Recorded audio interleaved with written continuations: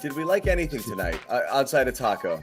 I like Brown Sard. I liked Romeo. I liked Romeo. Yeah. Romeo did have a good run there too, defensively. What do we like? Because again, defensively, he's showing for sure. He's stepping in front of people and taking charges. That's not easy to do, John. Yeah.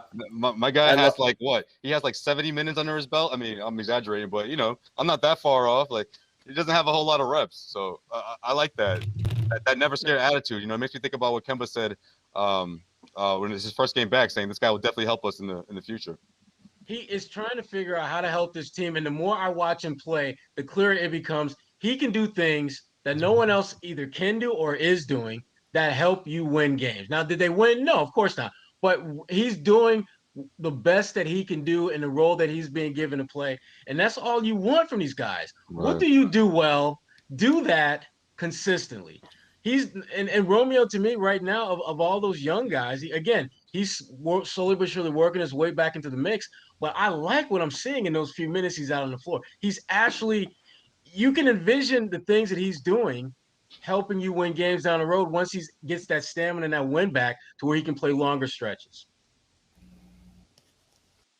I'm trying to think of something that I liked from this game, and I'm having difficulty. Other than the fact that the game I think was finally over, we're really reaching to say how much we liked Romeo, and I think he was fine. But he didn't stand out to me. But the only thing I like about it, Jimmy, is the same thing I liked last game, which is Brad's obviously – he's obviously looking to work him in. He came in early. He came in at the 7-minute mark. That's what surprised me, and he made it more minutes than I thought he would. I thought he'd go 5 in this one. He made it 14.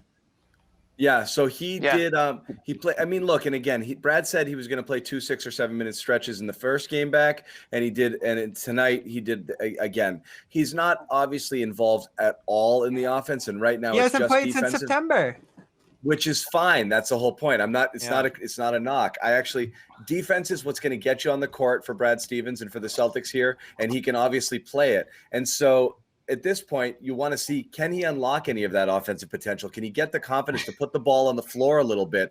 If you can create an extra option out there, obviously it takes away pressure from some guys. If you have to actually be concerned that Romeo might be able to beat his guy off the dribble, if you're playing a 3-wing lineup and he's out there, maybe he's got a mismatch. Maybe he can score some. I want to see him look for some shots and some opportunities eventually. It might be early yet, but again, that's, I think, the hope with a guy like Romeo is this is a guy who he's not meant to be Semi Ojeleye, or he's not. Right. You didn't draft him 14 overall just to come in and play defense. You drafted him because he has an offensive skill set that you felt could translate to the NBA level. He just hasn't played enough games. As Sherrod said when it was started, what game number was this for him overall? Wait, 2, 3? No, I mean for his career. Oh no, 2, 3 for his career. Like 2, 3? Yeah. You're not far off. I mean, he barely played his rookie year either. Does he remind you anyone, Sherrod? Like, is anyone we can even project him to possibly be at this point? You know who I think? I mean, they're different kind of players, but I get a similar vibe from them. Avery Bradley. Avery. I've been saying that. Thank you.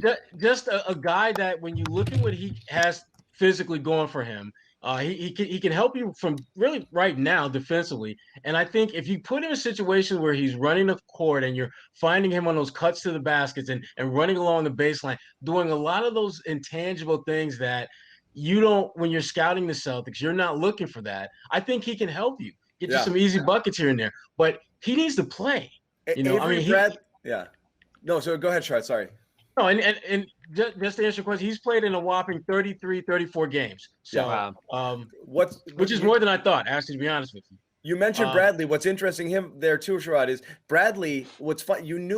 Everyone knew of Bradley. What you saw his first year as a pro, where he looked tentative. He was afraid to put the ball on the ground. He would just hide out, at the 3-point line, and eventually he started kind of doing his little back doors and running the baseline and stuff and getting his buckets. But he was much like Romeo, an absolutely massive prospect entering college. Like he was 1-2 high school prospect. He got hurt. John Wall. And he got hurt. Yes, he and Wall 1-2. Avery Bradley was a very highly considered player, but what you saw early on didn't look like the type of guy that was, Mr. Basketball. And it's kind of the same with Romeo. Romeo was the shit coming out of high school, there was a couple things in Indiana. Andy got hurt, and he's never gotten things rolling. But I think it's a really excellent comp almost across the board.